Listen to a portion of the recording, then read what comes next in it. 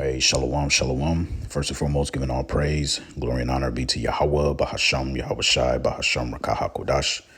Double honors to the beloved apostles and elders of Great Millstone, better known as GMS, who rule well. Peace and salutations unto the hopeful elect, the tabernacle of David, beginning with the 144,000 and the rest of the men, the women, and children out of the 12 tribes, whom Yahweh, Bahasham, Yahweh Shai will ultimately have mercy upon.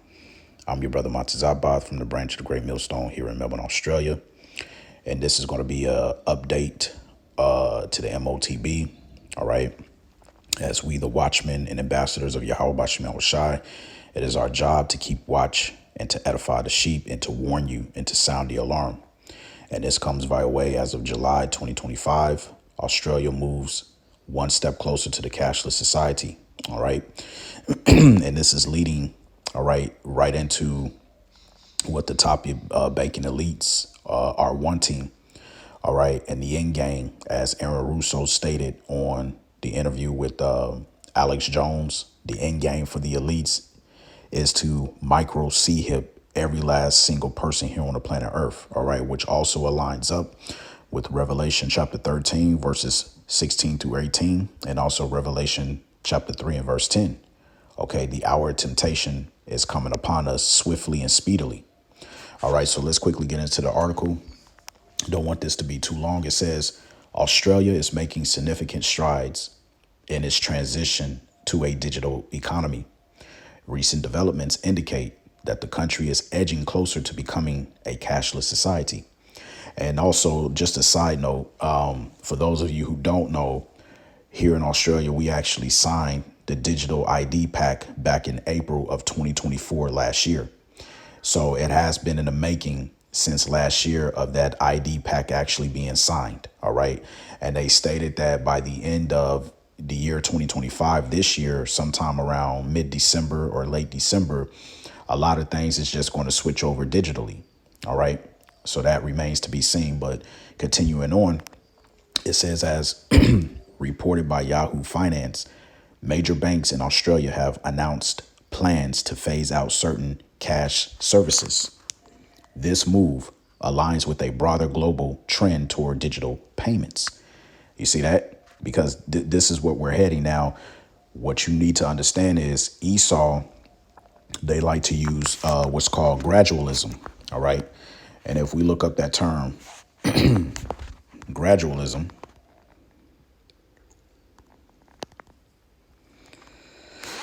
all right, the meaning, okay, it says a policy of gradual reform rather than sudden change or revolution. All right. So what they do is it's a sequence of steps that is incremented little bit by little bit until it gets to the full transition of something. All right. Rather than just hitting you with the bam, we're just going to shut this down. We're going to implement this. No, they do it in step sequence, if that makes sense. Let's see. Here's another one. It says gradualism, simple definition from the Latin gradus, meaning step, right? Is a hypothesis, a theory, or a tenet assuming that change comes about gradually or that variation is gradual in nature and happens over time as opposed to in large steps. That's why I said what the elites are doing, they're using small steps, increment, little step by step until you pretty much get to the end goal where you've completely taken over, rather than being exposed because you just took one large step and you just changed everything. All right. And that's one of Esau's models. He loves gradualism. Right. So it says the Commonwealth Bank of Australia, one of the nation's largest financial institutions, has decided to stop offering cash withdrawals and deposits at selected branches. This decision affects several locations across the country. Other banks, including ANZ, which is how they pronounce it here, ANZ, and NAB, are following suit with similar reductions in cash handling services. That includes like your ATMs and stuff like that, for those of you who don't know. It says these changes reflect shifting consumer behaviors where digital transactions are increasingly preferred, right? Because, if you, obviously everybody has a cell phone.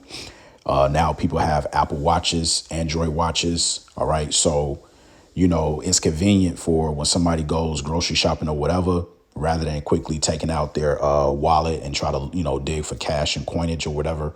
They can simply just tap their watch or tap their phone. All right. So when you have that going on for like almost 10 years now, where people have just been tap and go, tapping and paying. All right. People hardly use their cash. And then what Esau likes to do is he'll use mainstream media to try to put the narrative out there and say, well, a lot of people are just comfortable with the tap and go system. They're just comfortable with the tap and paying, so cash is just merely being phased out because people are so, comfortable with just pulling out their cell phones or their watches, their digital watches, and just tap and go. It's more convenient for them. That's how they try to spin the narrative, right? You can't trust these devils, man. So it says these changes reflect shifting consumer behaviors. All right. Pay attention to the words they're using. Reflect shifting consumer behaviors where digital transactions are increasingly preferred. That's why they're increasingly preferred, because when you come out with this technology, all right, it's really causing people to be lazy, depending on how they use it. It says, now here's the key part that caught me. It says, according to the industry experts, the decline in cash usage has accelerated since the vid-19 pandemic. All right, so we're going to highlight this and we're going to come back to this. All right, because I want to show you something why they said that. It says people have grown accustomed to contactless payment and online banking. We are responding to the way our customers bank, spokesperson from Commonwealth Bank stated. The spokesperson emphasized that the bank is investing heavily in digital infrastructure to meet evolving needs. Critics, however, argue that this shift could disadvantage vulnerable populations. And by vulnerable populations, they're talking about really starting with the elderly, because the elderly is not tech savvy. All right. That's what they really mean out here. There you go. Elderly individuals and those in rural areas may face challenges without cash to cash services. When it talks about those in rural areas, it's talking about the sons of Japhet, which would be the Aborigines out here, because they live in all of your outback areas, your rural areas. They're not equipped on digital services like that. All right. That's what they're referring to. It says government officials have acknowledged these concerns, and they are exploring ways to ensure inclusivity in the digital transition. Salakia. Australia's Reserve Bank has been monitoring the situation closely. It has reported a steady decrease in cash circulation over the past decade. Right. Because once again, gradualism, when you put all of this technology into the forefront and people start getting accustomed to tap and go using their cell phones or their digital watches or whatever, of course, you're going to have a situation where you're going to see a decrease in physical cash being, moved. Of course, that's going to happen, man. So it says in 2022, cash accounted for less than 15% of all payments in the country. This figure is expected to drop further in the coming years. The push towards cashless systems is also driven by advancements in technology. Right. Because keep in mind, by the way, another side note, when you go grocery shopping and you go to the self-checkout, they'll have more self-checkouts that says card payments only rather than multiple payments, which means you can use not only card payments, but you can also use cash, gift cards. You can split payments. I'm starting to see, being out here in this country, when we go grocery shopping, me and my family, I even myself bearing witness to the fact that when you go out to these self-checkouts, you actually see more telco systems that actually implement only the service of using card payments, tap and go, rather than using a multiple rather than using multiple ways of payment, not just using card payment, but you can use cash if you have gift cards, whatever the case may be. You see what I'm saying? So, yeah, it goes on to say mobile wallets and cryptocurrency options are gaining popularity. Fintech companies are introducing innovative solutions to facilitate seamless transactions. All right. And you know what that's going to lead to.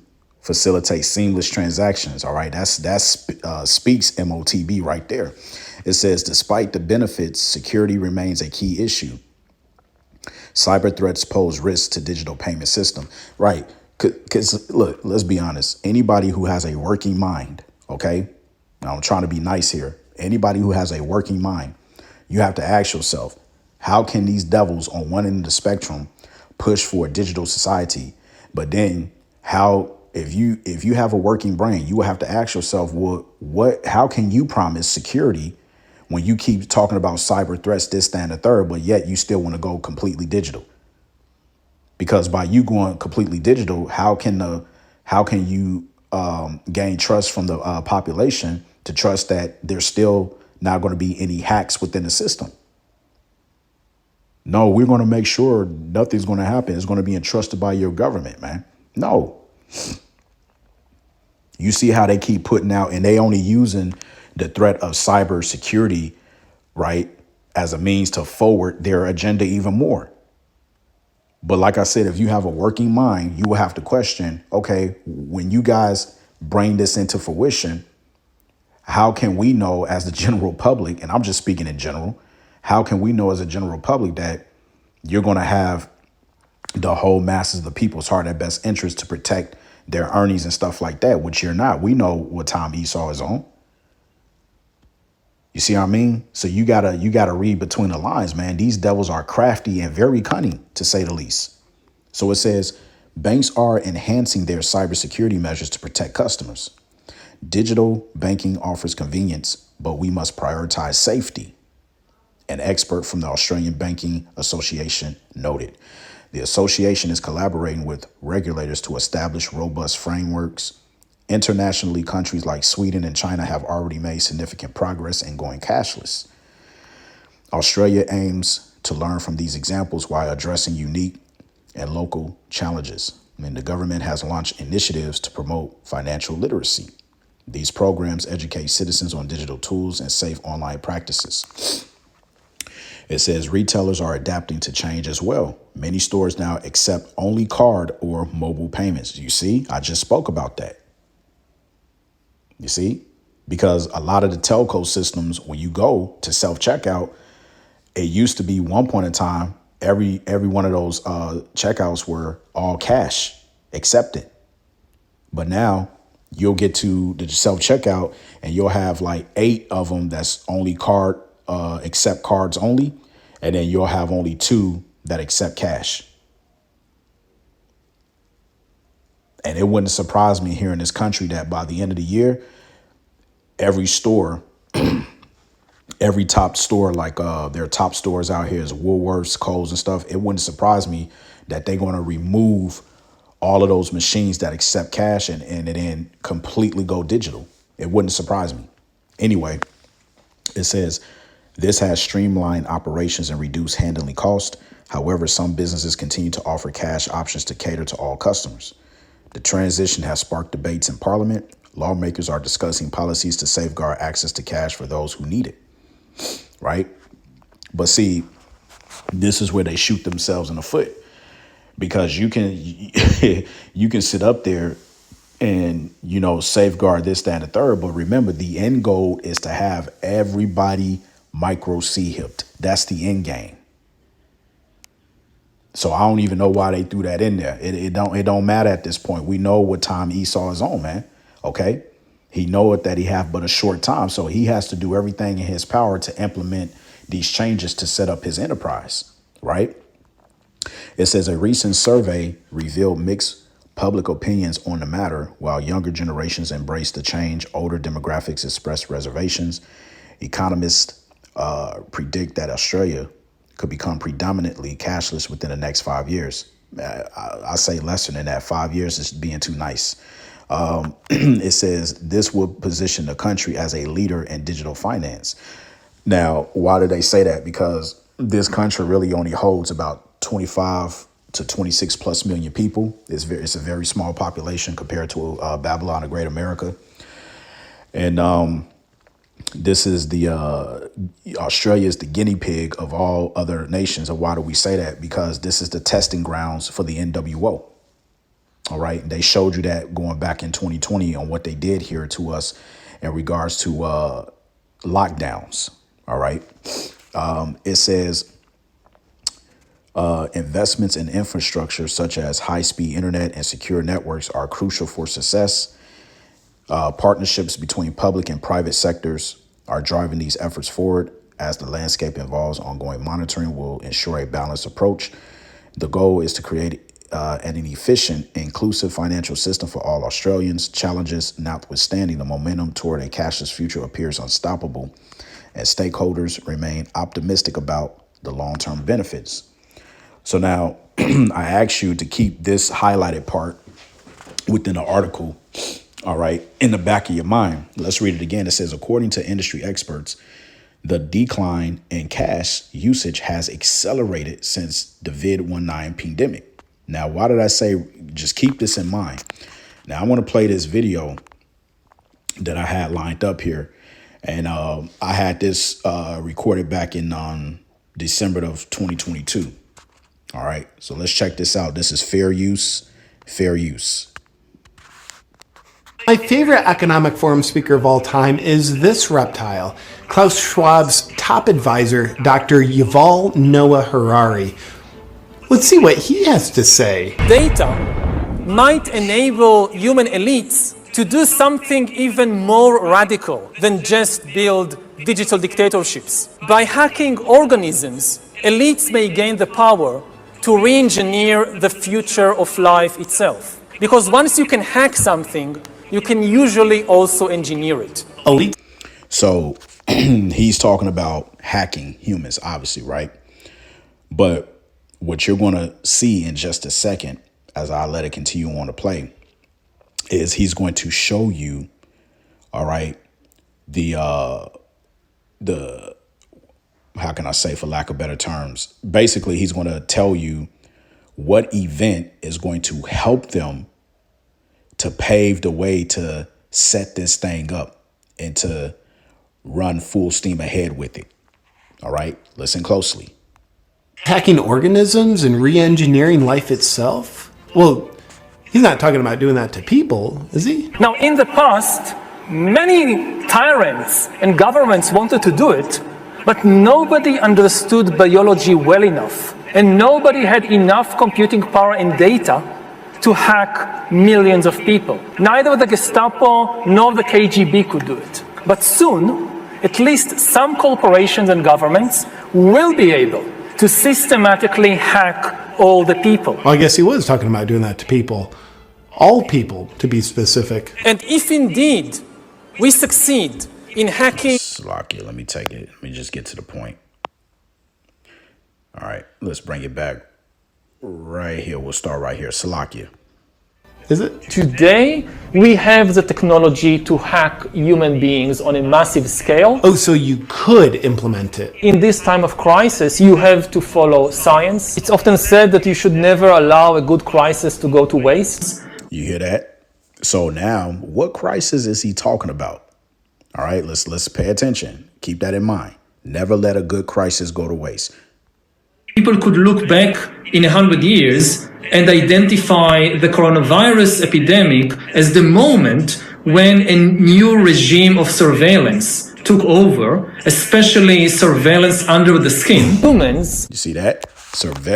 He said 100 years from now, people will look back and realize that the pandemic of 2019 to 2020 was the acceleration of a new regime under surveillance, which he's talking about the regime surveillance under the skin. That's why I have this part highlighted where it says, according to industry experts, the decline in cash usage has accelerated since C-19 pandemic, because that was the moment of chaos that allowed for them to establish, all right, a new, pretty much their global reset. Let's just call it like that. All right. So let's take that back so you can hear it out of his own mouth once again. Allow a good crisis to go to waste. People could look back in 100 years and identify the coronavirus epidemic as the moment when a new regime of surveillance took over, especially surveillance under the skin. Human. There you go. So all you Israelite camps out there, that claim that the M.O.T.B is not physical, you better repent. Surveillance under the skin. How much more clear does it need to get than that? All right. So let's just get 2 precepts and close out. I didn't want this to be long. All right. Let's go to Revelation 3 and 10.